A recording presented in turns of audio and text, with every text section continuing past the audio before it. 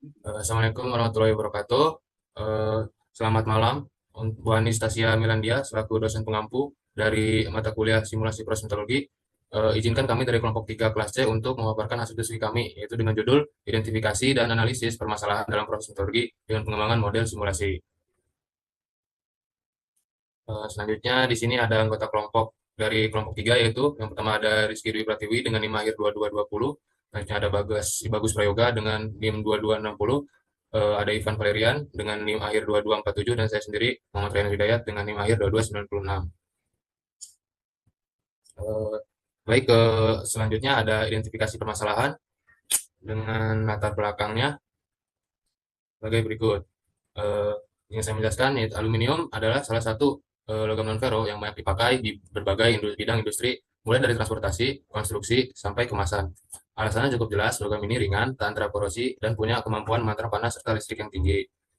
Dalam proses daur ulangnya, tahap peleburan jadi bagian yang sangat penting, karena di tahap inilah kualitas logam cair yang akan digunakan kembali ditentukan. Eh, logam Logam aluminium ini, daur ulang logam aluminium ini dikenal jauh lebih hemat energi dibandingkan produksi dari biji mentah. Bahkan proses ini menghemat hingga sekitar 95% energi. Tapi efisiennya tidak selalu stabil. Masih ada beberapa kendala teknis, salah satunya adalah kehilangan logam akibat oksidasi atau oxidation loss.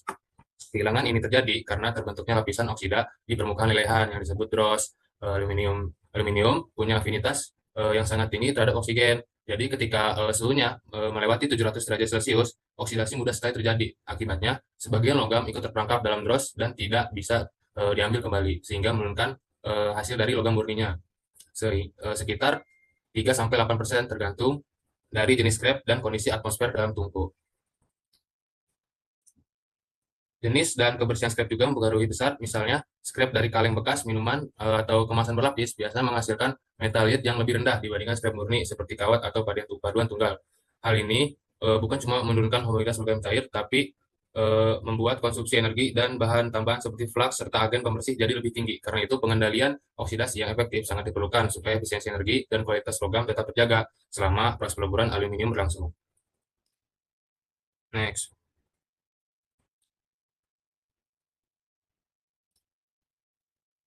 Identifikasi permasalahan. Masalah yang paling besar dalam proses peleburan aluminium sebenarnya ada pada tingginya kehilangan logam karena oksidasi. Proses ini terjadi saat aluminium cair bereaksi dengan oksigen dari udara dan membentuk lapisan aluminium oksida di permukaannya.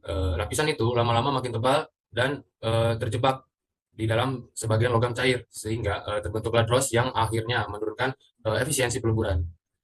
Stiglitz dan rekan-rekannya menjelaskan kalau pembentukan dross ini bisa dipengaruhi oleh beberapa hal, misalnya densitas scrap, suhu peleburan, sampai perlakuan awal sebelum dilebur. Jenis scrap yang padat atau punya lapisan organik seperti cat dan resin biasanya menghasilkan oksida yang lebih banyak. Tapi kalau dilakukan perlakuan pada suhu sekitar 550 sampai 570 derajat Celcius selama setengah jam, residu karbon bisa berkurang dan pembentukan pada oksida juga bisa ditekan. Selain itu, bahan baku desain tungku dan penggunaan flux juga ikut berpengaruh.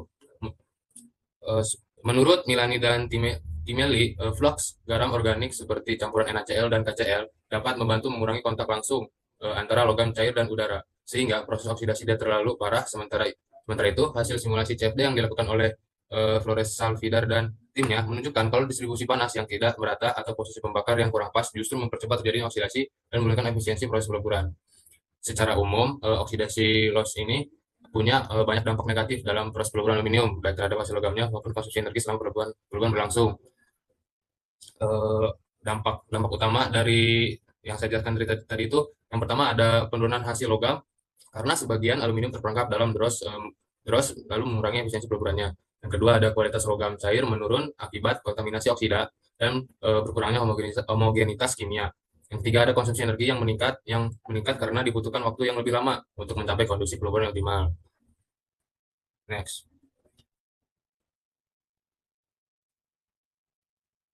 Untuk selanjutnya akan selanjutnya adalah variabel pengalian oksidasi. Proses peleburan aluminium ini melibatkan sejumlah variabel yang berinteraksi secara kompleks dan berkontribusi terhadap kehilangan logam akibat oksidasi. Variabel utama yang diidentifikasi dari studi literatur meliputi suhu peleburan dan waktu penahanan berpengaruh pada peningkatan suhu dan mempercepat laju oksidasi aluminium. Yang kedua ada jenis dan komposisi flux yang berperan melindungi lelehan dan membantu pemisahan logam dari oksida. Dan yang ketiga ada desain dan efisiensi tungku, terutama distribusi panas eh, dan pola aliran udara yang mempengaruhi dinamika oksida. Jadi next, untuk selanjutnya akan dijelaskan oleh rekan saya. Baik, selanjutnya masuk ke bab analisis teknis dan permasalahan.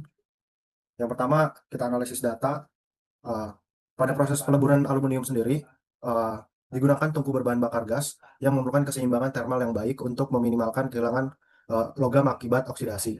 Nah, berdasarkan hasil simulasi yang dilakukan oleh Arianto dan Anjani, distribusi suhu dalam ruang tungku menunjukkan bahwa zona temperatur tinggi atau di atas 750 derajat Celcius itu terkonsentrasi di sekitar nyala pembakaran. Nah, sedangkan di bagian atas atau ruang peleburannya sendiri itu cenderung memiliki suhu yang lebih rendah di bawah 700 derajat Celcius. Nah, ketidakhomogenan suhu ini menyebabkan gradien panas yang memicu aliran konvektif udara dan meningkatkan peluang kontak oksigen dengan permukaan aluminium cair. Nah, fenomena tersebut itu dapat mempercepat reaksi oksidasi antara logam cair dengan oksigen di atmosfer, sehingga akan menghasilkan lapisan gross yang menurunkan efisiensi peleburannya itu sendiri.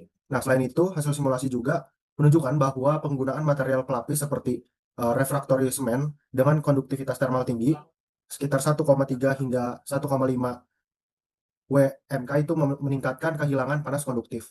Nah, sementara penambahan lapisan isolasi berbasis insulating konsentrat dan ceramik fiber mampu menurunkan kehilangan energi hingga 15%. Nah, dari kajian literatur tersebut dapat disimpulkan bahwa rancangan sistem thermal dan kontrol distribusi panas memiliki peran penting dalam mengurangi oxidation loss serta meningkatkan efisiensi energi pada proses peleburan aluminium.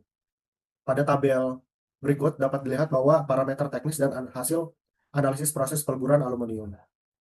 Dengan kondisi-kondisi tersebut terlihat bahwa suhu pembakaran maksimum itu terjadi di 780 hingga 800 derajat Celcius, menghasilkan zona panas utama di sekitar burner itu menghasilkan panas di sekitar burner. Kemudian pada suhu rata-rata ruang peleburan atau di 750 hingga 740 derajat Celcius terdapat gradien suhu kurang lebih 60 derajat Celcius.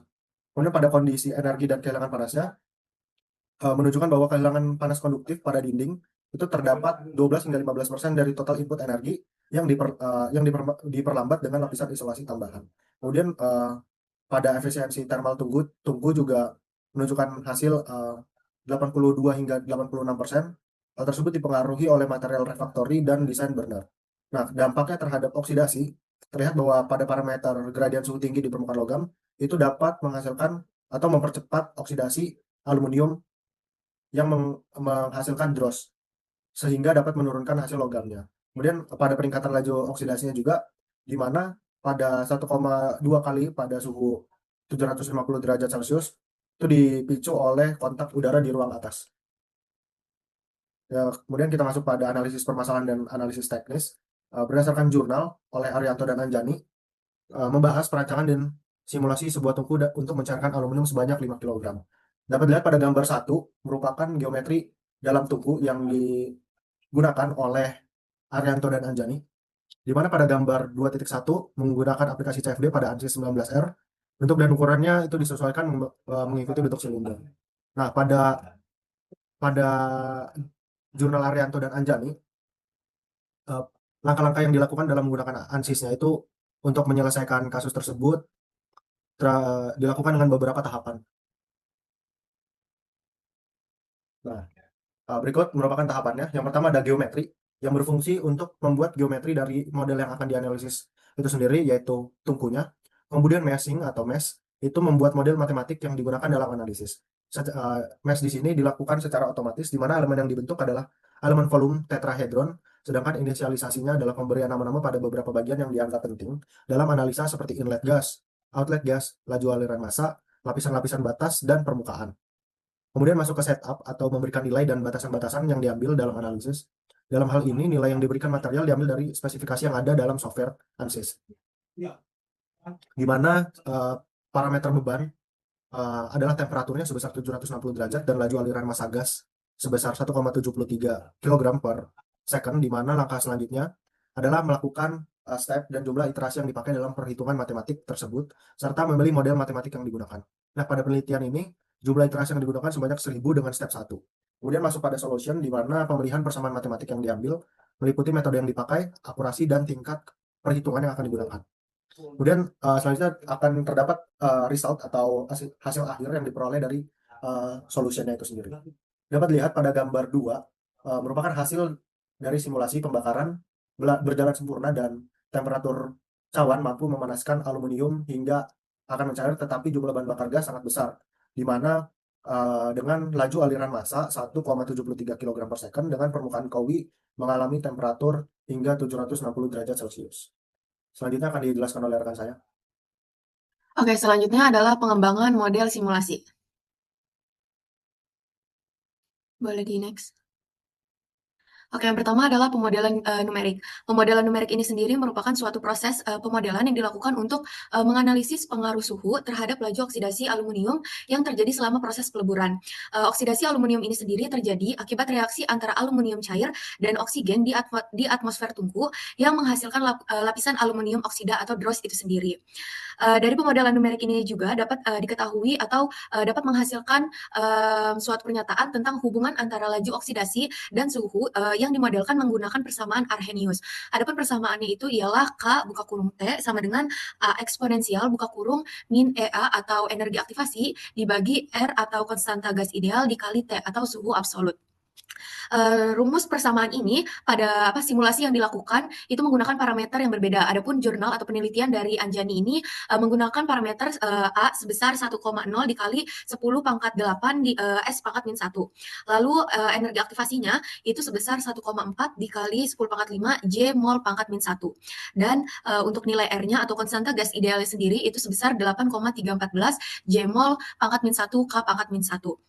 Adapun evaluasi numerik yang dilakukan pada penelitian ini menggunakan beberapa suhu, yaitu 973, 993, 1013, 1033, 1053, dan 1073 dalam derajat Kelvin. Boleh di next.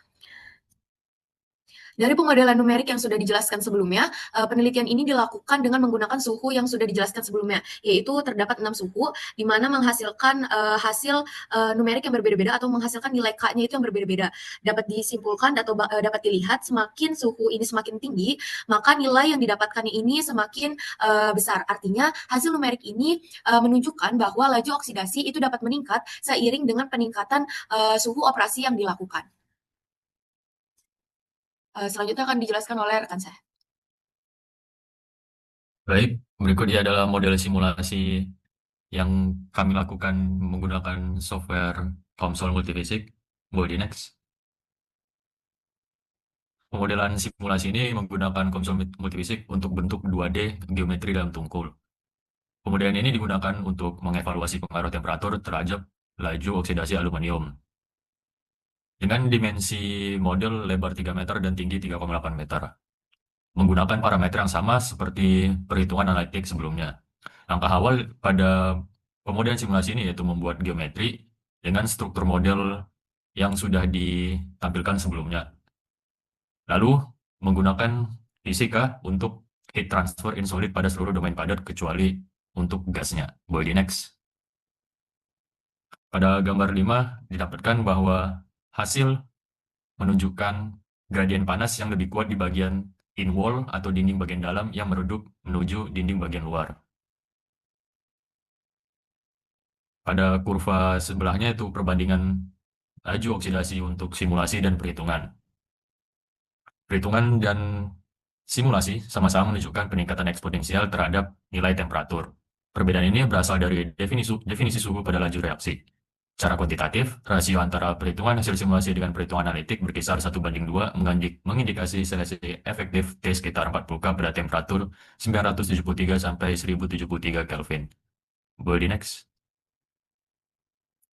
Kesimpulan, distribusi panas dalam tungku berhubungan aluminium berperan penting terhadap efisiensi termal dan kualitas logam cair yang dihasilkan. Lalu, suhu tinggi pada area tertentu dari tungku meningkatkan laju oksidasi aluminium yang mengakibatkan terbentuknya DROS dan penurunan hasil logam. Peningkatan suhu mempercepat oksidasi sesuai dengan persamaan Arrhenius menunjukkan hubungan eksponensial antara suhu dan laju reaksi. Mungkin sekian dari kelompok kami. Kurang lebihnya mohon maaf. Wassalamualaikum warahmatullahi wabarakatuh. Terima kasih.